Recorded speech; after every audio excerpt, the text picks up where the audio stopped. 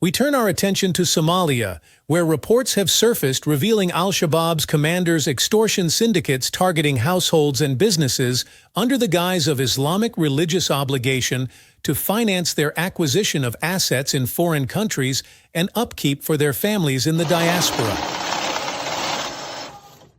Fuad Shangoleh, a high-ranking al-Shabaab commander and a key figure in recruitment of young men into the militant group, was exposed when authorities in Costa Rica arrested his eldest son, Lieutenant Warsame Farah, in possession of fake travel documents, gold items of unknown value, and several $1,000s in cash.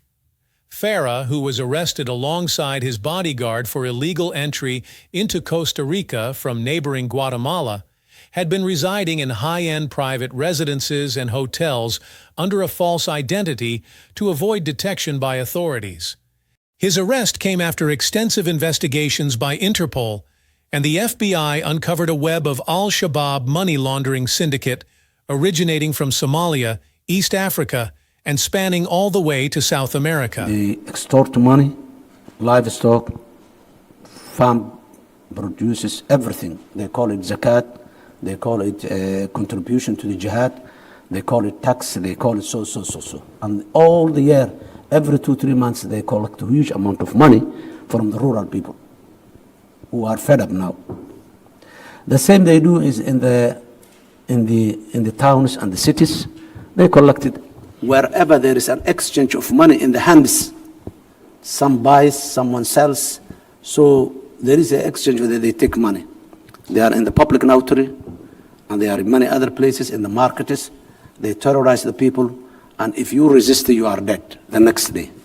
If you refuse to pay your business, they will put a car in front of your business and they blow up and the whole building collapses. They were asking you maybe a few $1,000, and now you have to build the whole building again with a couple of hundreds of thousands. The network of illicit financial transactions benefits Shangoleh and other al-Shabaab leaders, enabling them to hide their ill-gotten wealth in stable economies in Europe and the Middle East while they wage a war to impoverish their countrymen in Somalia.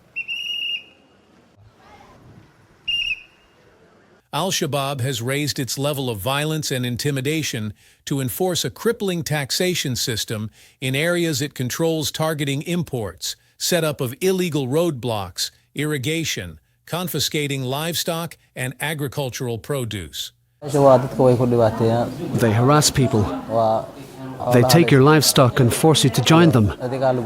They say we should be fighting alongside them. And anyway, our livestock perished because of the drought.